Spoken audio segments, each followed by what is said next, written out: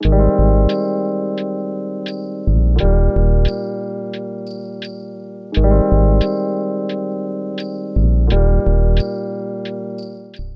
was hoping we could start the interview by getting to know a bit more about you and sort of your journey as a writer. What inspired you when you were younger? Was writing something that you've been doing all your life, or did it start more recently? Yeah, so I think I've always been writing since I was younger. I think when I was younger, I had this goal to be like, oh, I'm going to have my first novel published when I'm 16. And I had like drafts that I would just leave randomly around my house everywhere that my parents would pick up and be like, what are these papers? And and then my background, once I went to university, came out of university, I worked as a journalist for a long time. So I was writing in a different way. But then once I left journalism, I started writing. I had been sort of, it had been something that constantly I was doing in the background, and I was treating it very much like a hobby, right? Like something I did by myself that I didn't really share with anyone in any sort of meaningful way. And then when I left journalism, and it was really my spouse that was like, why aren't you like making this more your thing, right? Like you're writing fiction all the time. You're never sending it out. Like it's okay to spend time doing the things you love and sending it out into the world. And so I was like, okay, well, maybe I will. And then the pandemic happened, and I was working from home and had a bit more time, I think, to without commuting and stuff like that, to sort of like get up early in the morning. It was easier to get up early in the morning and write because I wasn't trying to get kids off to school and get myself ready for work. Like I could work in my sweats and pajamas like everyone else was. And then I took the leap, and again, at like my spouse's urging, and did the story intensive through Sarah Selecki's writing school. And it was really after that, like Sarah had a great video in there that I remember so clearly. That was like, she was talking to us as writers saying, there's this road in Hawaii, and there are constant weeds that grow across it. And if the road crews don't come by and cut these weeds, the roads will be impassable. And your writing is like that. You need to make sure that you are cutting back these distractions that will make your writing road impassable. And so you need to keep that way clear for yourself. And it's okay to do that. And it was really almost like, I think I needed someone else to give me like external permission to to do that, to take that time. And so after that, really, I guess in sort of the fall of 2020, I really started considering myself and telling people that I knew that I was a writer, and not just a journalist, but like a fiction writer and writing fiction. Yeah. So that's sort of the meandering journey, I guess, I took. No, it's great. And you mentioned giving yourself that time to write. Do you have a formal process to write every day, or Yeah, what's that look like? it's changed in the last little bit. So in June last year, so June 2022, I left full-time work. I was working full-time for a tech consultancy and teaching journalism part-time. I was writing very like I would call it in between. So I was getting up early to write prior to June 2022. Before that, I was waking up early to write in the morning for at least like an hour before work. And then kind of like writing during my lunchtime, and then writing at night, and then writing on weekends. And writing really like if my kids were, at hockey practice or at, meetings they had and extracurriculars they had, I was usually in the parking lot in my car writing. So all the other parents would usually laugh at me and be like, oh, are you writing again? I'd be like, yes.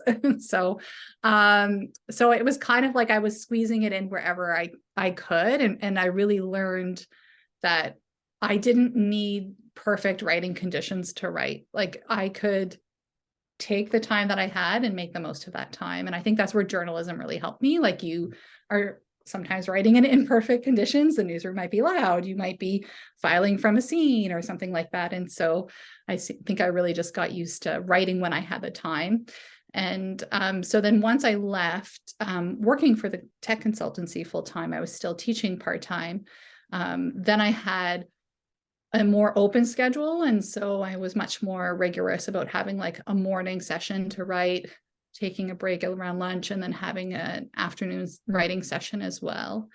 And then doing like lit mag research, which is part of, my writing process, like reading other short stories or reading, with the intention through the lens as a writer to see like, what can I learn from this material, and reading lit magazines to make sure that I'm like doing research and finding, suitable homes and good homes for my work.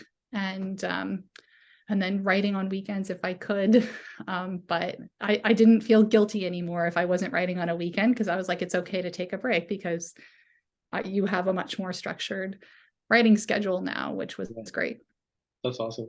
And I totally don't mean to put you on the spot. This is the pop quiz. But when you were doing your lit mag research, I'm assuming you came across Archetype.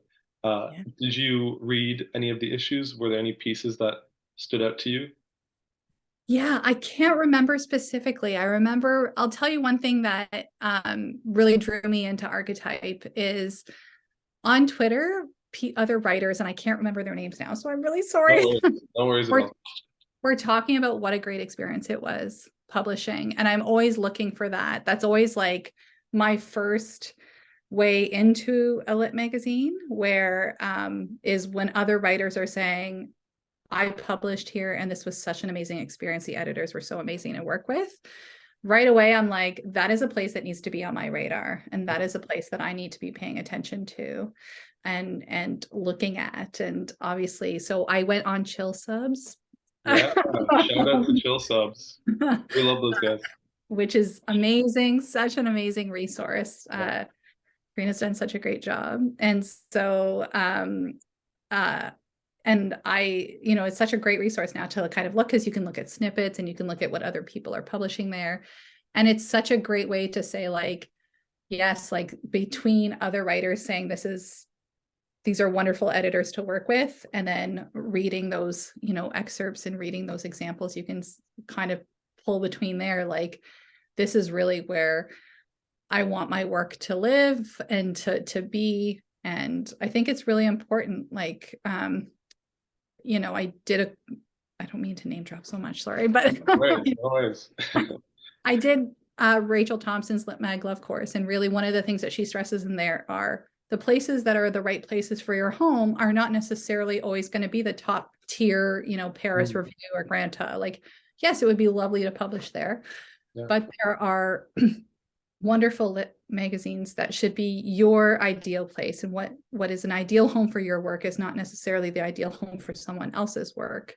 And so it's okay to take the time to do that research. And so that's when I, between those two things and, finding like doing research on Twitter and Chill Subs, and you can kind of see like, these are where this is going to be a good home for my work. And this is where I feel like my work will have a great existence and a great audience. Yeah, we really champion that idea that if something isn't going to fit for Archetype, there is a home out there for it somewhere.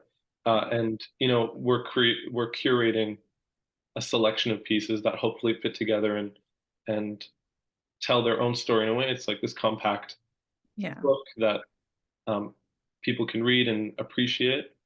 And I'm really glad that you mentioned that the writers had a good experience, because that's sort of our bottom line. If we have a good process for authors and they enjoy the process, then nothing else really matters at the end of the day. So it's great.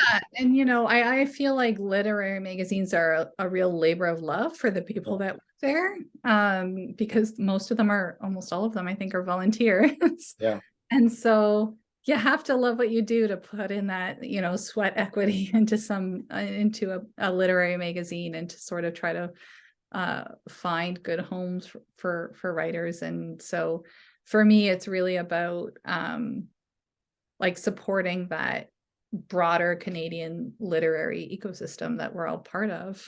Yeah, absolutely. And just going back, I would love to hear a bit more about the influences that have sort of made their way into your work. Any books, people, ideas? Yes, so many. I'll try to keep it somewhat brief. Sure. I think because I'm an older writer, so I have sort of like a lot feeding into my work. I mean, certainly when I was younger, I was fortunate enough in university to read, a lot of like Austen Clark and Shyam Salvadori and Carol Shields. And so I feel like that I don't think I write like them. I would love to, but those are certainly, aspirational people that I would like to write like.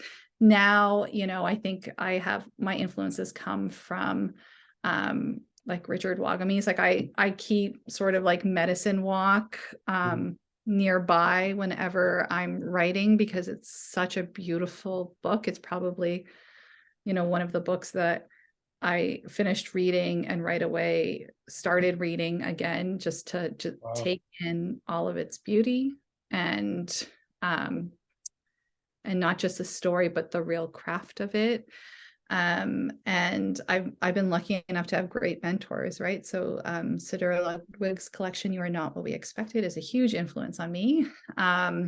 Just the way crafting these characters that sort of exist in these everyday moments that are just sort of speak to something bigger is what I think is really what I'm trying to do with my writing, like exploring like really how are people, how are we and how are our characters showing up in the world and what are the ways that they're showing up in the world that is meaningful to them, but also somewhat contentious sometimes as well. Yeah. So Danielle Evans, like the Office of Historical Corrections, is such an incredible example to me of that, right? And Colin McAdam just put out Black Dove, which I think captures so well where we are right now in the Canadian literary world, where that book is like a real blend of literary fiction and magic and fairy tales, and you see so much like genre blending right now, and I think it's really interesting to see the ways that other writers are really playing with literary fiction and sort of like molding it into something that is incredible and still speaks to this human existence and this human story that we all are living and telling it through our work. Yeah, that's beautiful. And I think that idea really shines through in the piece that you're going to have published in issue 3, Chicken Blood Rice. There's something so it's a very simple story, and I'd love if you could provide the readers with a bit of a synopsis of what they can expect. But I found it was a very simple story that sort of transcended the character because you're dealing with human emotions and human anxieties and things that everyone can relate to on some level. So it was really beautiful to come into the story with such a unique perspective that also made me think about who I am as a person, the people that I know, like my mother, for example. So yeah, if you wouldn't mind just sharing a bit about the piece, what it's about. Thank you so much. That's so nice to hear that this story touched you in that way. I'm so happy to hear that. It's funny when you're a writer and you're spending all this time working on your stories, and then you hear from people when they're reading it and how it touched them. It's a neat and interesting experience. But for me, the story is really about so what's happening on a plot level is that Natalia is trying to get is a character, a mother in the story. She's a Portuguese immigrant. She is trying to get this recipe, this secret family recipe from her sister, and sort of tries to bribe her daughter to get it for her. So on a plot level, that's what's happening. But on a deeper level, the story for me is really about exploring sort of, like I said, like how we show up in the world and our need to belong and our need to sort of like traverse this like uneasy relationship that we sometimes have with who we are and who we want to be and who we think we are. And Natalia, as you mentioned, has a lot of anxiety about, who she is and how she fits into the Canadian landscape as someone who isn't a strong necessarily English speaker, but also, I think she's struggling with this journey of fitting in while still maintaining, her Portuguese heritage and culture. And her sister is constantly calling her out on that. Like, And so, this idea of like, how do we accept that what we are is enough, right? And for me, the story is really about that, and about, really like messy love, right? And sort of showing up for each other in imperfect ways, and having this loving each other in imperfect ways, that's very complicated and long, but hopefully it makes. No, that makes complete sense. And I think when people read the piece, they'll be able to see that. And it's the piece, you're dealing with so many serious things, but it's also very funny at the same time because, we are so imperfect and the things we do can just seem so laughable when you're looking back, or when you're reading Natalia's perspective. And Yeah. I think that is a really nice part of the story, that you get to pull out that humor, and it's not just so serious and so, anxiety ridden as much as it could be that. I didn't realize that I was a funny writer until um, Colin McAdam was reading one of my works, and he's like, "Oh, there's a lot of humor in here. Do you think you're funny?" And I was like, "No, not at all." But then as I was reading it with some separation, I was like, "This is funny. There are moments of humor and levity in the piece." And I think we need that as human beings, to have that, balance in our lives, where we're sort of, that ability to just sort of have these moments where you can laugh out loud at a piece that is literary fiction, and it's okay. Yeah. Right? One of my, I'm probably spoiling this maybe, but one of my favorite parts, which I laughed so hard at for some reason, was near the end. y- Natalia sort of, she's gaining a new perspective, and she's going through this, a bit of growth, and then something happens, and it sort of it sort of like puts her back to where she was initially. Yeah, Um, I and know it was, exactly what you're talking about. yeah, and there was, I think what was really funny about it was the tension of like seeing this character change and then so quickly, in a way, revert back to where she was at the beginning. Yeah. Even though there is that growth and she does acknowledge it, I just loved how good you set that up. It was a great scene. Thank you. Well, that's how change is with human beings, right? Yeah. Like, we do have these slips and, these fallbacks. Like, it's never like, oh, we changed and now we're never going to do that again, right? Like, it's a very natural human thing to be like, to try, fail, try again, right? And so one of the things I try to capture is like the honesty of being human, and and so I wanted Natalia, even her internal dialogue, to be really honest about, the parts of motherhood that she was really struggling with. And that moment where she's like having this growth, and then, near the end, and then she gets that phone call, we can say, and then she kind of goes back and is like, forget that, I'm gonna I'm gonna get my just desserts after all. And Yeah. so I think that is a very natural human thing, where we're never like, oh, we're putting this behind us, we're never going to do that again. Like, no, of course we are gonna, we sometimes we need to like try and fail a few times before we get it right. Yeah, and that's the most honest perspective. So I'm glad that is where you went with the story. And so Chicken Blood Rice is part of a collection, correct? Yeah, it's part of a linked short story collection that I am currently working on and revising. And so there's 15 stories in the collection. It's a collection that I started writing when I was in Sarah's story intensive. And I didn't think I would write a short story collection when I started that. I actually had a novel that I was working through like a third draft of, and I thought, oh, I'm going to show up in this like story intensive, and I'm just going to work on my novel and frame all of the writing exercises around the novel. Mm. And then I started writing these stories that were really based on my Portuguese heritage. I'm a first generation Portuguese immigrant. My parents were they came to Canada, and I was born here. But so I really then just started writing these stories, I guess, that had been knocking around in my head for a long time. And then I sent like 6 of the stories off. And another writer was like, oh, are these like linked? And I was like, no. And she was like, actually, they are.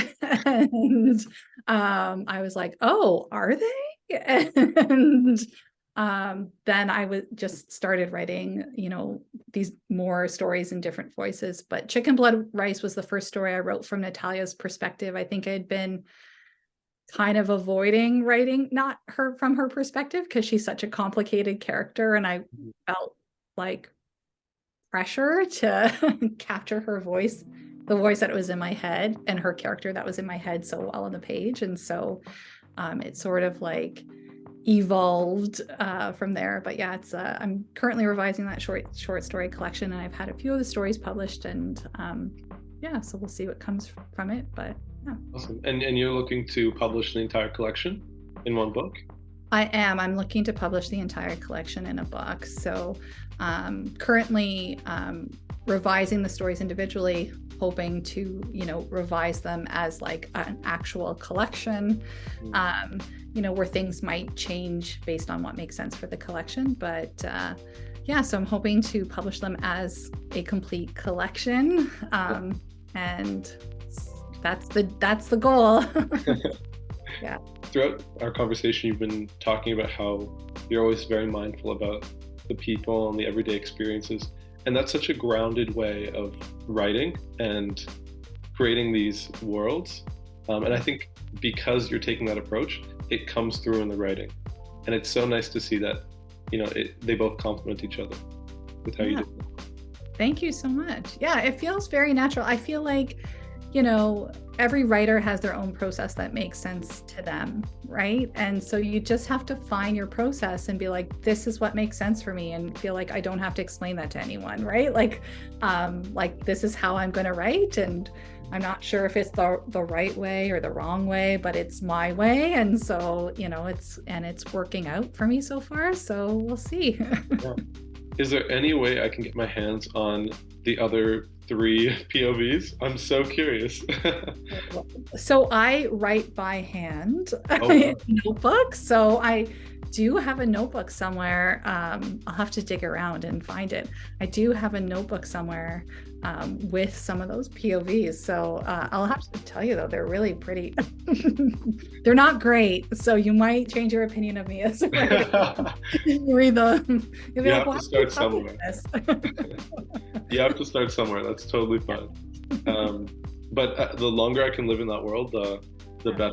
It's so much fun reading Natalia's story. So I'm so curious to know what the other characters were thinking throughout that entire thing. So I just have one last question for you. Yeah. Is there anything else that you'd like to add to the conversation before we wrap it up? Anything you want the listener to know? No, I'm just excited to have people read the story and let me know what they think about it, no matter, how they come into it and what they take away from it. I think getting that feedback as a writer is always so interesting, and to hear about that. And yeah, and I hope everyone enjoys it. And thanks for publishing it, Archetype. Of course. It's our absolute pleasure. Yeah, so excited to see it out into the world. Yeah, me too. All right, well, thank you so much. Really appreciate you taking the time to chat with me. Yeah, of course. Thank you for having me.